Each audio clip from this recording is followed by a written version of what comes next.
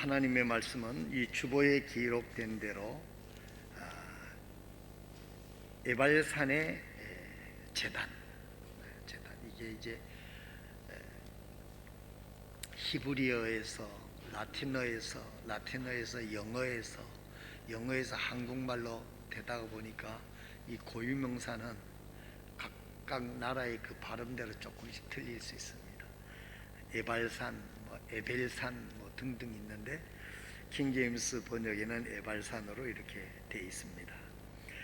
여호수아서 8장 30절에서 35절에 있는 말씀을 우리가 또박또박 저희들이 읽고 이 말씀을 통해서 우리에게 주시는 하나님의 음성을 들을 수 있는 은혜가 오늘 대면 예배를 드리는 우리 성도들과 또한 온라인 예배를 함께 예배 드리는 모든 성도들 위해 함께 하시기를 진심으로 바랍니다.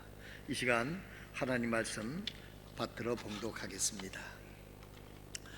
그때의 여호수아가 주 이스라엘의 하나님을 위해 에발산에 제단 하나를 쌓으니 그것은 주의 종 모세가 이스라엘 자손에게 명령한 것과 모세 율법책에 기록된 대로 사람이 쇠를 대지 아니한 온전한 돌들로 만든 제단이더라. 그들이 주를 위해 그 위에 번제 헌금을 드리고 합병 헌물을 희생물로 드렸더라. 여호수아가 거기서 돌들을 위해 모세 율법 사본을 기록하였는데 그것은 그가 이스라엘 자손 앞에서 기록한 것이더라.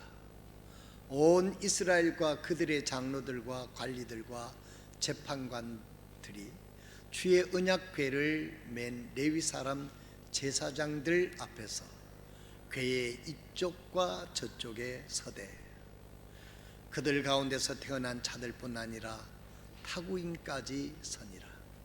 그들의 절반은 그리심산 맞은편에 서고 그들의 절반은 에발산 맞은편에 섰으니 이것은 전에 주의 종 모세가 명령하여 그들이 이스라엘 백성을 축복하라고 한 것과 같았더라.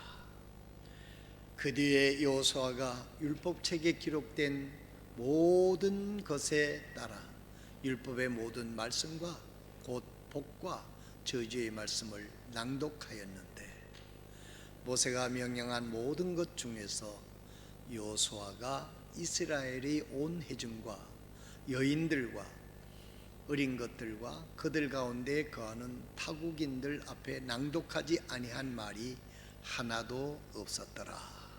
아멘. 오늘 이 말씀은 8장 30절을 우리 다시 한번 봐주시면 그때의 여호수아가 주 이스라엘 하나님을 위해 에발산에 제단을 쌓으니 이 제단을 쌓는다는 것은 그때 당시 하나님을 만나는 시간입니다. 즉 예배의 시간입니다. 그래서 여호수아가 이스라엘 하나님을 위해 에발산에 제단을 하나 쌓았다. 여기 보면 이 에발산의 제단 제목이 그런데 이 제단은 오늘날로 말씀을 드린다고 하면 하나님 앞에 드리는 예배 행위를 이야기하고 있는 것입니다. 하나님으로부터 쓰임을 받고 하나님의 인도를 받고 하나님의 축복 속에 주어진 인생을 승리한 사람들을 보게 되면 하나님 앞에 가장 귀중한 제단을 쌓은 일들을 했던 것을 볼 수가 있습니다. 우리 믿음의 조상이라고 하는 아브라함도 가는 곳마다 제단을 쌓고 하나님을 예배를 드리고 하나님이 주시는 말씀을 따라서 그 하나님이 지시한 땅으로 한 발자국 공격했던 것을 볼 수가 있습니다. 그 위에 참으로 모든 이스라엘의 다윗이나 또 그 외의 모든 솔로몬 성전이 이르기까지 많은 사람들이 그 하나님이 정하신 곳에 제단을 쌓고 그곳에서 하나님을 예배했던 것을 볼 수가 있습니다. 오늘 여호수아는 아이성을 점령한 후 여러분 아이성은 사연이 참 많은 아이성 아닙니까? 여리고성은 정말 그 아주 스펙터클한 그런 역사가 있었죠. 그 난공불락의 그 성을 하루에 한 바퀴씩 온 이스라엘 민족이 하나님의 명령에 따라 하루에 한 바퀴씩 돌고 마지막에 7바퀴를 돌아서 큰 소리로 나팔을 불고 외치니 하나님께서 이 여리고 성을 무너뜨려서 이스라엘 민족이 정말 승리 가운데 쉽게 그야말로 할렐루야를 외치면서 입성해서 거기에 있는 모든 하나님의 심판의 칼이 되어서 그들을 다 멸하고 승리했던 성이 바로 이 여리고 성이었습니다.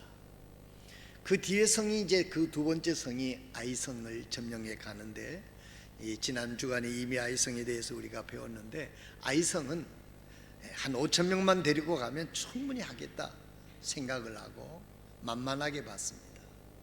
승리를 겪은 후에 겸손해야 되는데 더 자만심이 가득 차고 자만심이 넘어서 교만해져 버렸습니다.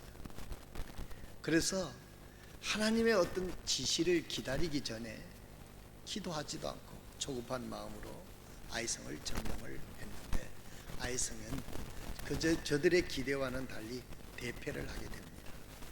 36명이라고 하는 장전이 거기서 전사를 하게 되는 것입니다. 이제까지 이스라엘 민족이 하나님의 인도를 따라서 애굽 바로왕에서부터 해방이 돼서 홍해를 건너고 광야를 거쳐 오면서 적군에 의해서 목숨을 잃은 경우는 없습니다. 그런데 이 아이성에는 36명이나 되는 장정이 죽었어요. 뭐 요즘 같은 시대에 뭐 성경에도 보면 7만이 죽고 몇만이 죽고 온역으로 죽고 뭐 이런 많은 숫자가 있는데 36명 가볍게 생각할 수 있습니다만은 어떤 성경학자는 이렇게 얘기했습니다. 36명이 적은 숫자가 아니다. 36명에는 36명의 스토리가 있는 것이다 그랬어요. 한꺼번에 보면 36명이 죽었다 그랬지만 그 한 사람 한 사람에게는 귀중한 남의 집의 외아들일 수도 있고 가장일 수도 있고 사랑하는 남편일 수도 있고 가정을 책임지고 살아야 할 그와 같은 아버지일 수도 있는 겁니다. 그 36명이 거기서 대패를 하는 결과를 갖게 되는 것입니다. 이스라엘 민족이 그야말로 큰 쇼크를 먹고 침체에 있을 때 하나님께서 다시 여호수아를 불러서 너희들이 이렇게 한 것은 기도하지 않았기 때문이고 자만했기 때문이고, 자만하면 기도하지 않는 것이고, 기도하지 않을 때 인간적으로 할 때는 조급하게 되는 것이다. 그리고 가장 큰 이 모든 것의 시작은 죄인데, 이 아간이라고 하는 사람이 탐욕을 이기지 못하고 이 공동체를 큰 어려움을 주게 한 아담의 죄 때문이라는 것을 알려주게 되는 것이죠. 그래서 그 아간을 잡아서 자백을 받고 그 현장 검증을 하니 그 아간의 그 텐트 바닥에다가 그것을 파고 금과 은과 신할산 좋은 외투, 요즘 말하자면 현대인들이 좋아하는 그때 당시 명품이었겠지요. 큰 것들을 거기다 감췄어요. 탐내지 않아야 될 것을 탐낸 것입니다.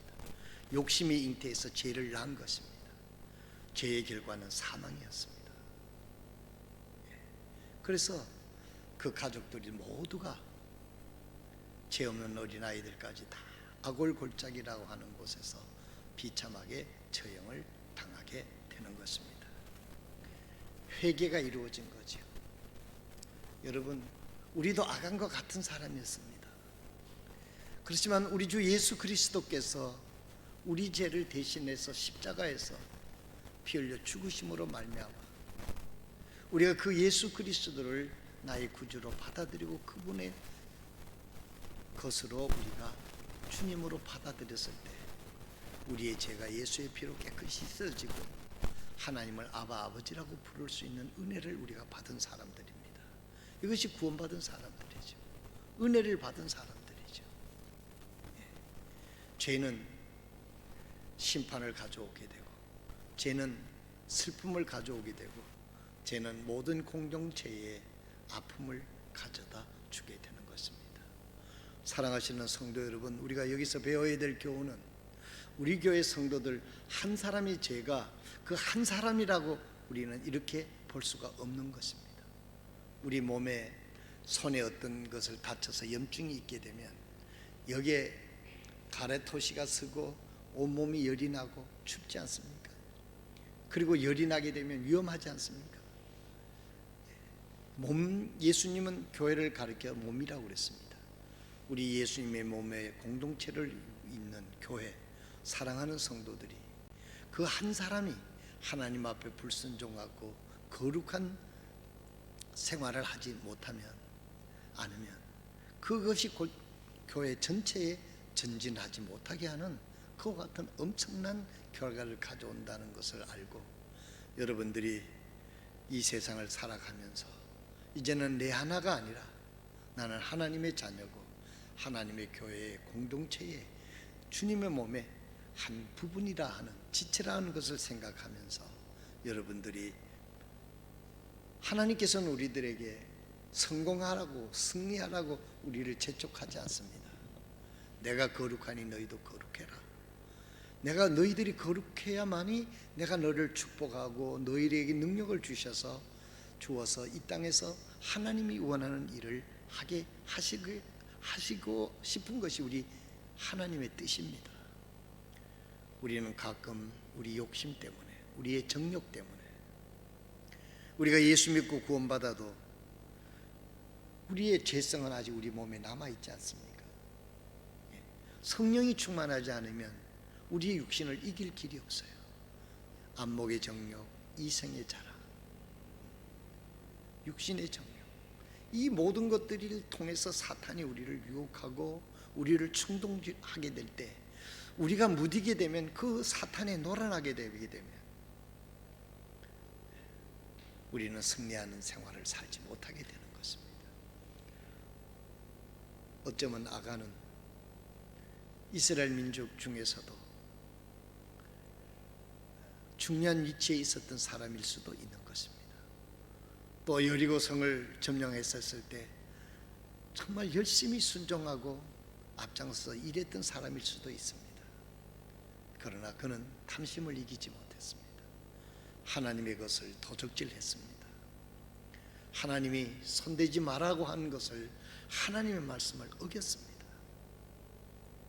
그 결과 이스라엘 민족 전체에 실패를 가져오게 되고 마음이 떨어지는 낙담을 하게 되고 그 가족 전체가 폐가하는 그와 같은 역사를 이룬 것입니다.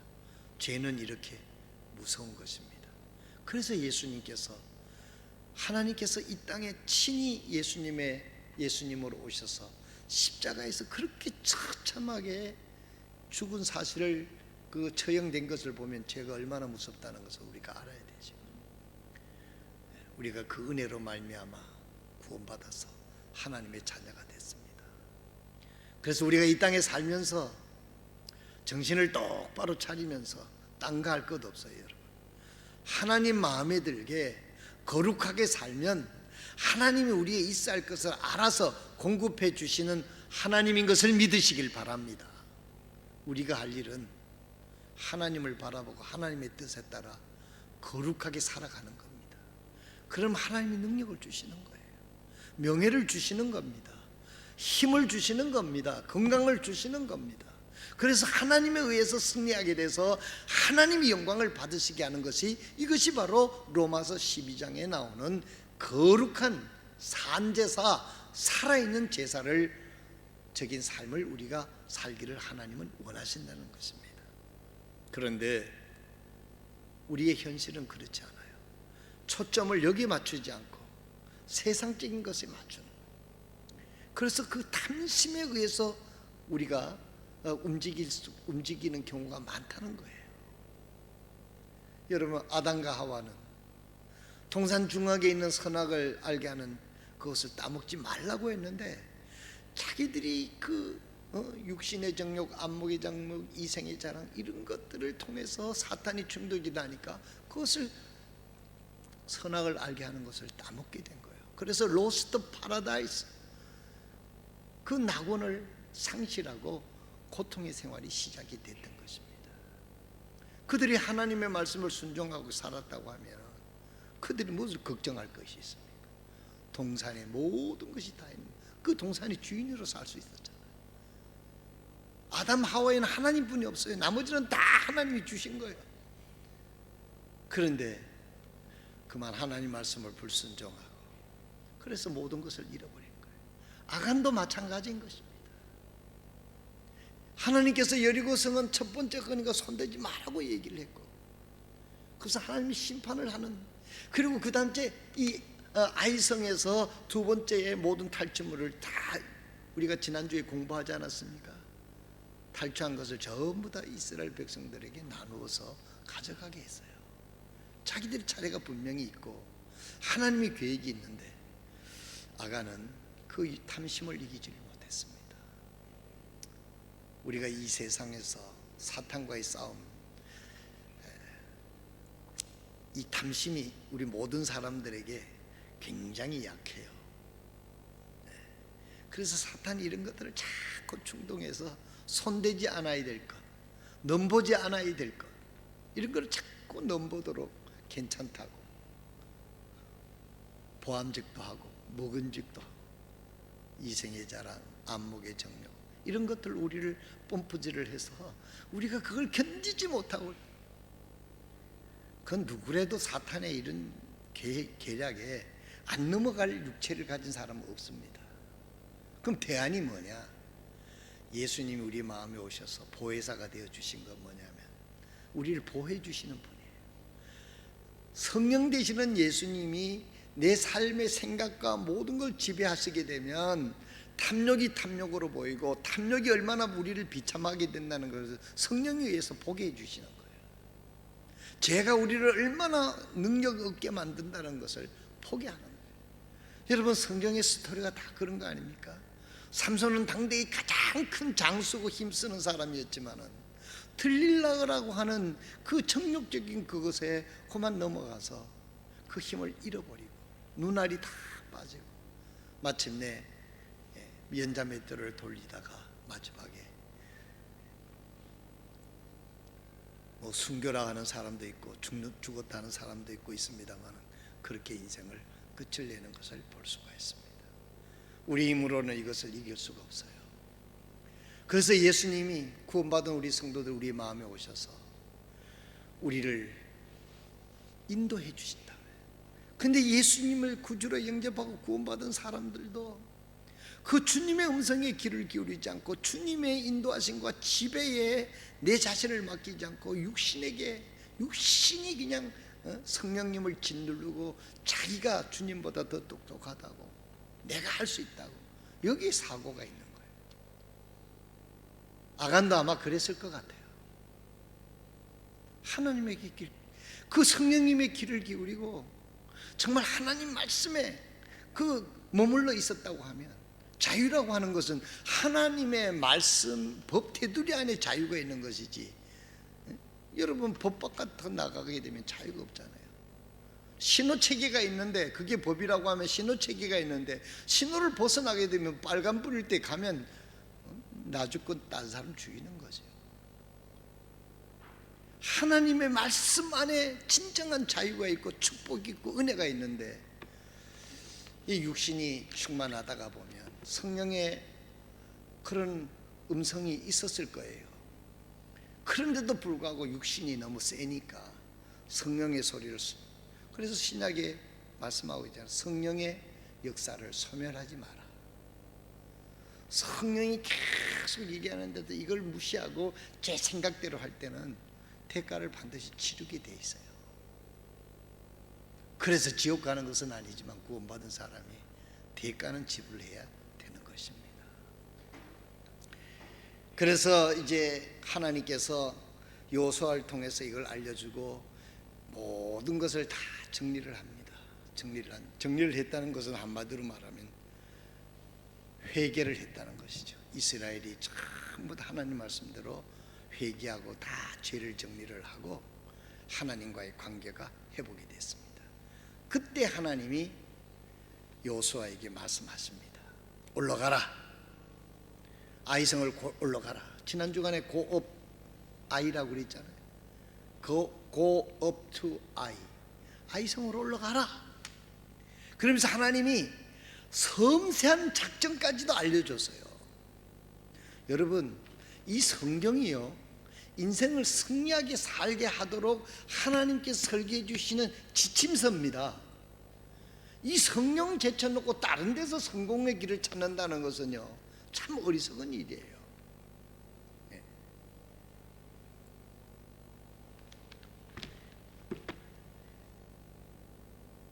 아이성으로 올라가라 그러고 하나님께서 여호수아에게 작전 명령이 뭡니까? 매복 작전이었어요.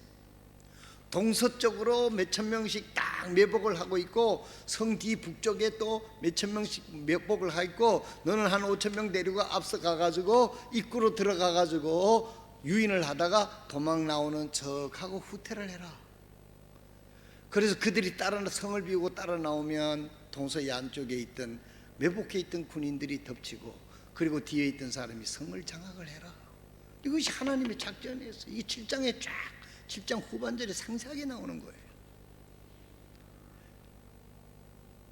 명장, 우리 훌륭한 군인들 많이 있지 않습니까? 작전에 성공한. 세계 2차 대전 때는 노르만디 작전이 있고, 인천 상륙 작전이 있고,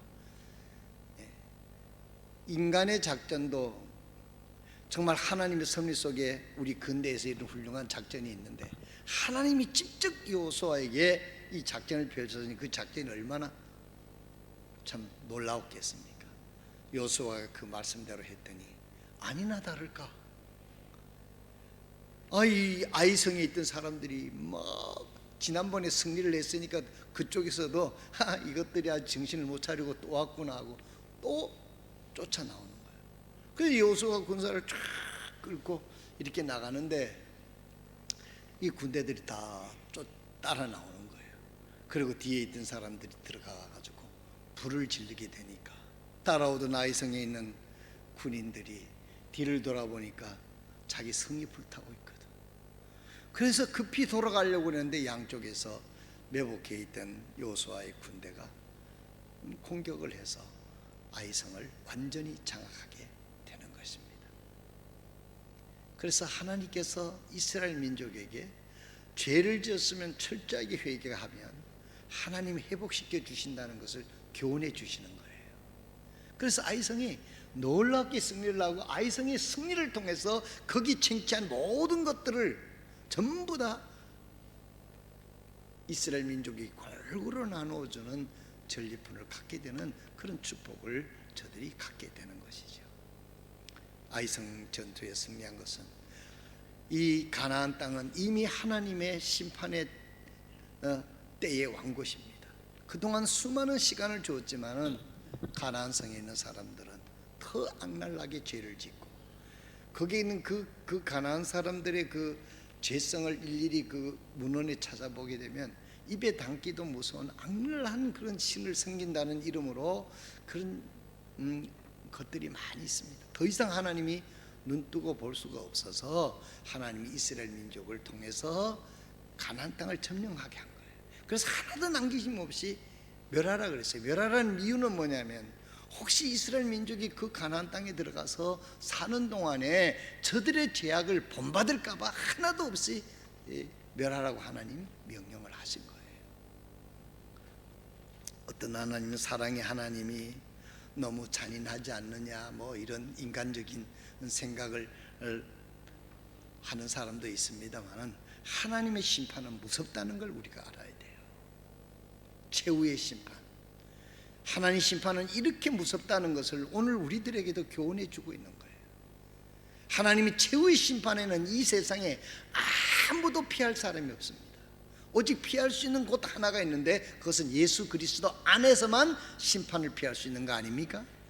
그래서 예수님을 믿으라고 그런 것이고, 그래야만 예수 그리스도만이 오직 유일한 구원의 길이기 때문에 우리가 전 세계에 이 복음을 전해야 되는 거예요. 그 나라에는 신이 없고 종교가 없어서 우리가 땅끝까지 복음을 전해야 됩니까? 다른 이로서는 구원을 얻을 수 없나니 천하 인간에게 다른 이름을 주신 적이 없느니라. 내가 곧 길이요 진리요 생명이니 나로 말미암지 않고는 아무도 아버지께로 올 자가 없느니라. 피 흘림이 없이는 제사함이 없느니라. 모든 사람이 죄를 범하였음에 하나님의 영광에 이르지 못하느니라. 이러므로 한 사람으로 말미암아 죄가 들어오고 한 사람으로 말미암아 하나님의 은혜가 임하게 되었다라고 로마서에 율법과 은혜에 대해서 상세하게 기록해 놓고 있는 것이 아닙니까?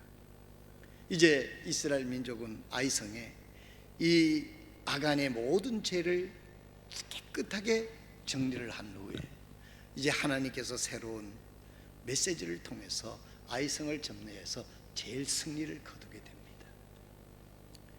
이번에는요, 요수아가 놀라운 교훈을 배웠습니다. 아이성을 다 점령한 후에 어떻게 했습니까? 에발산에서 제단을 쌓는 거예요. 이것이 오늘 말씀에, 오늘 이 말씀을 전하기 위해서 이제까지 지나간 이야기를 리바이벌 한 거예요. 다시 설명한 겁니다.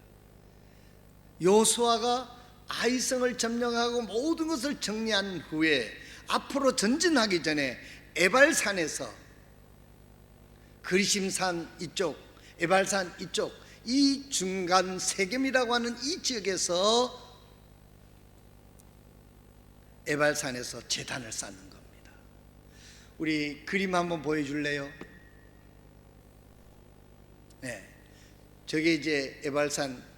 제가 이제까지 캡처를 하는 걸 모르고 있다가 우리 부목사한테 물어보면 잘 가르쳐주면 금방 또 잊어버려요. 또 묻기가 미안해가지고 1층에서 5층까지 올라가면 힘들잖아요. 그래서 내가 넘어갔는데, 지난 금요일 저녁에는 우리 아들이 추석 새로 와가지고 물어봤더니 또 가르쳐줘가지고 저걸 내가 이걸 어떻게 좀 우리 성도들에게도 좀 보여주면 좀 나을 것 같은데, 그랬더니 배워가지고 이제는 확실히 배웠어. 캡처하는 거 앞으로 사진으로 많이 보여주도록 하겠습니다. 돌의 형태가 저렇게 돼 있어요. 저건 그림입니다. 그림. 또 그 다음 그림 한번 보여주실래요? 여기 이 그림을 제르탈이라고 하는 사람이 실제적으로 에발산에 있는 그 에발산 제단을 저 사람이 발굴을 한 겁니다. 저 사람은 원래 불신자였는데 문헌을 통해서 저걸 발견하고 성경이 사실인 것을 확인하고 진정한 그리스도인이 됐다라고 그게 설명이 되어 있더라고요. 그래서 여기 보게 되면 이렇게 그 제단을 쌓은 거예요. 또 그림 하나 더 보여주세요. 저게 이제 실제적으로 이제 근간에 찍은 에발산에 있던 제단입니다. 됐습니다. 너무 또 저기만 들다 보면 안 되니까 이런 것이만 있다 하는 거고. 자, 왜 여러분 이 제단을 쌓습니까? 이 제단을 쌓는 데 있어서 두 가지 조건이 있는 것을 볼 수가 있는 것을 볼 수 있습니다. 제단을 쌓는 것은요, 하나님 앞에 예배하기 위해서 제단을 쌓은 겁니다. 그것이 하목제물이든지 속건제든지 소제든지 이 모든 제단은 제단 위에다가 제물을 넣고 하나님께 예배하는 것이 제단입니다. 여러분, 교회당은 왜 짓습니까? 교회당은 하나님 앞에 예배드리기 위해서 짓는 하나님의 집이에요. 하나님의 교회에서 예수 그리스도를 통해서 하나님 앞에 예배드리는 것이 중요한 것이지 교회당 자체가 중요한 건 아니에요. 마치 구약의 성전처럼 오늘날도 뭐 교회당이 하나님이 이 영이 임재해 있다 이렇게 그렇지 않아요. 지금 모든 예수를 믿는 그리스도인들 마음속에 예수님이 와 계시고 교회당은 하우스 오브 갓, 하나님의 집이에요. 하나님의 집에 모여서 하나님께 예배를 드리기 위해서 예배를 드립니다. 오늘날 우리들의 제물은 뭡니까? 양이나 소나 염소나 비둘기나 이런 것이 아니고 예수 그리스도를 통해서 하나님 앞에 우리가 예배를 드리는 겁니다. 그래서 우리가 기도 끝나고도 이 모든 말씀을 우리 주 예수 그리스도 이름으로 기도를 드립니다 그러잖아요. 우리는 예수 그리스도가 아니면 제삼을 받을 수도 없고, 예수 그리스도가 아니면 우리는 아무것도 아니에요. 죄인일 뿐이에요. 죄도 아주 냄새나는 죄인일 뿐입니다. 그러나 예수 그리스도를 통해서 죄가 완전히 십자가의 은혜를 통해서 죄가 사함받고, 그래서 예수 그리스도를 통해서 하나님 앞에 나오는 길이 열린 거 아닙니까? 여기에는 여호수아가 하나님 예배를 그 에벨산에다 제단을 쌓고 하나님 앞에 예배를 드리는 것을 볼 수가 있습니다. 여기 보게 되면 하늘나라에 가는 사람들, 우리 성도들은요, 어떤 분은 이런 얘기했더라고요. 우리 성도들이 요즘 말로 모든 구원받은 성도들은 하늘나라에 들어가기 위해서 인턴십이다, 이렇게 얘기를 했어요. 누가 얘기를 했느냐면 이희돈이라고 하는 분이 이 얘기를 하더라고요. 이분은 얼마 전에 9월 7일 날 유튜브에 내가 이렇게 보니까 그분이 미국 나이로 61세 1세, 한국 나이로 62세인데 참 돌아가셨더라. 참 아까운 분이 죽었다, 이런 생각을 했어요. 이분 전에도 제가 여러분에게 얘기를 하잖아요. 이분은 세계 무역센터의 수석 부총재랍니다. 뉴욕에 있어요. 뉴욕에 굉장히 유명한 분이죠. 여러분도 한번 시간 있으면 그분이 평소에 다니면서 그 간증했던 간증집이 있더라고요. 이희돈이라고 치면 여러분이 나올 겁니다. 이분은 세계의 모든 경제의 그 장관들이나 이런 사람들이 모여서 이제 세계 경제를 논하는, 그게 이제 수석 부총재니까 지위로 말하면 정말 세계적인 사람이죠.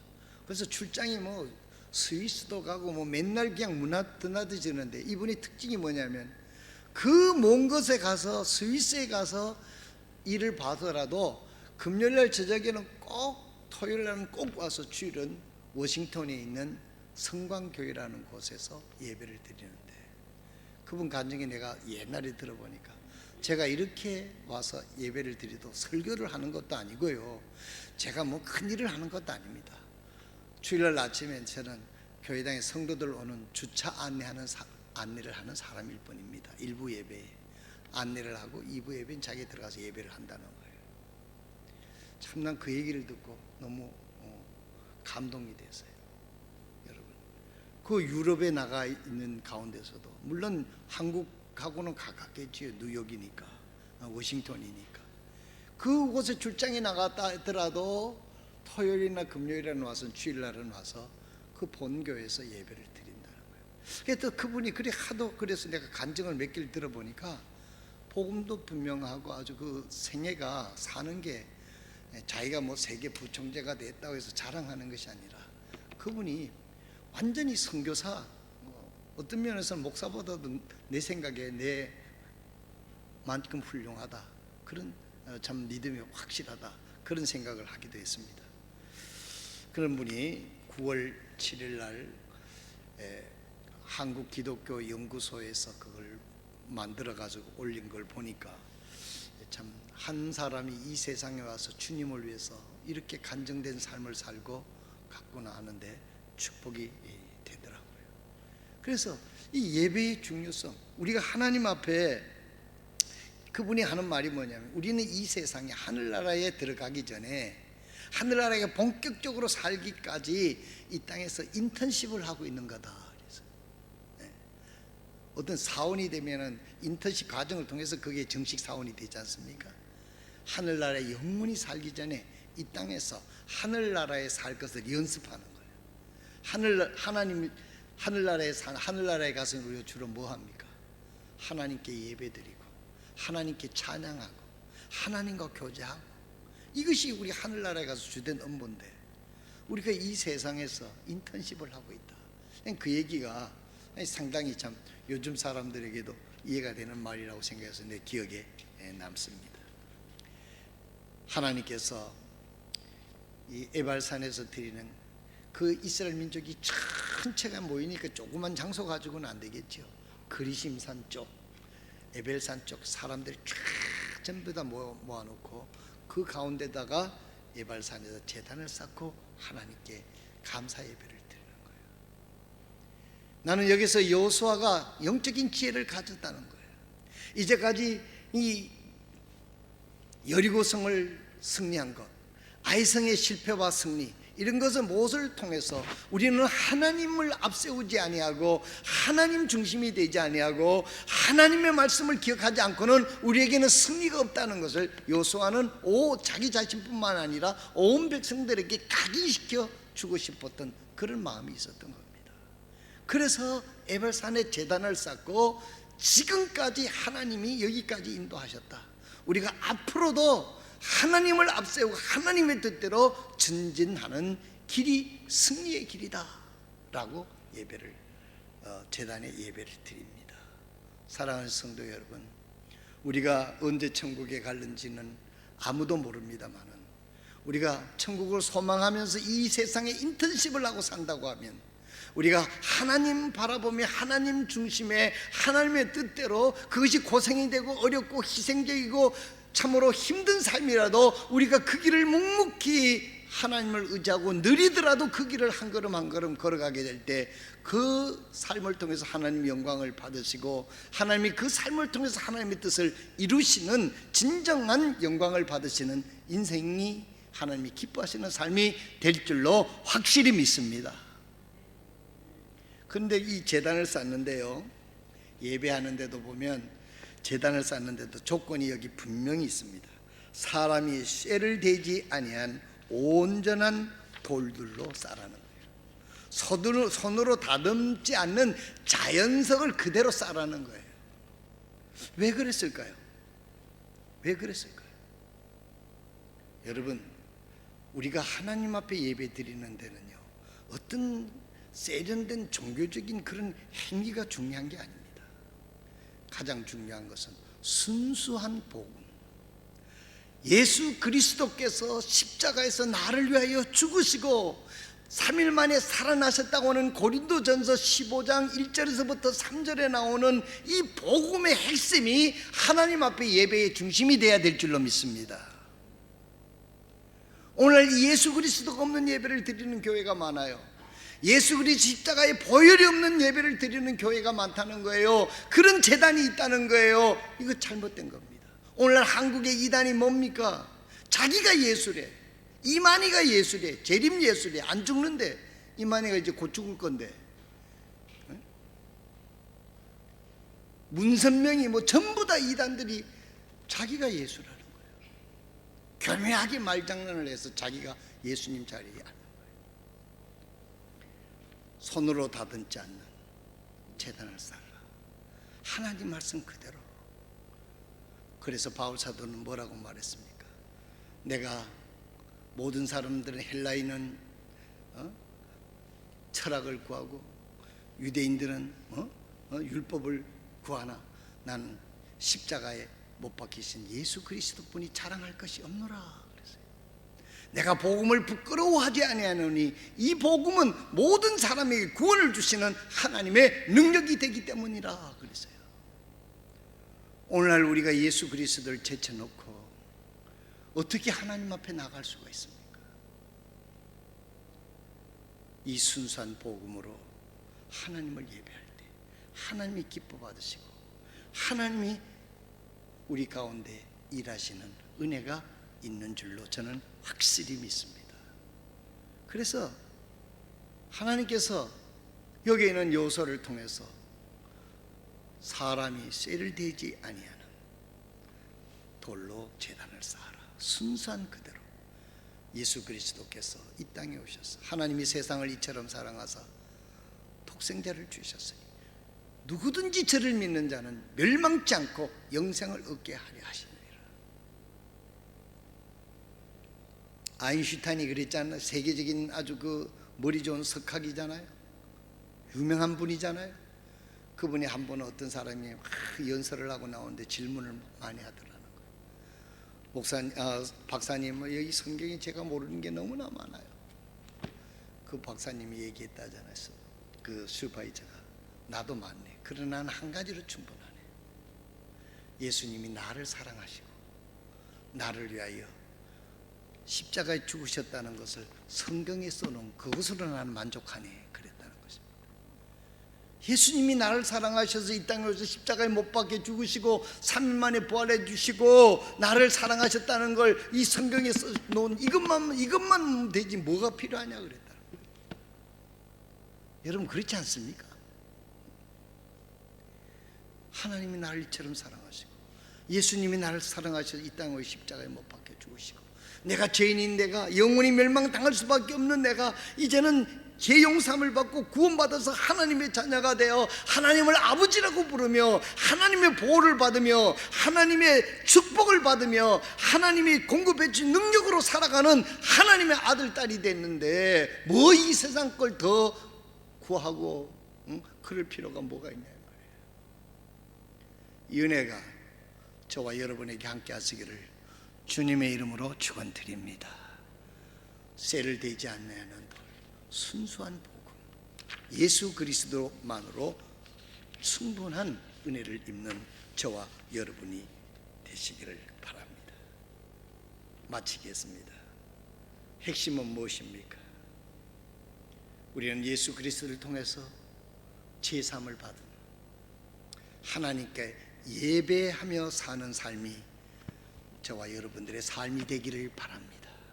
예배에 실패하면 우리 인생의 모든 것이 실패라는 것을 알고 하나님 중심에 사는 것이 진정한 예배인 것입니다. 예배당에 꼭 모여서 예배 드리는 것만 다는 아니겠죠.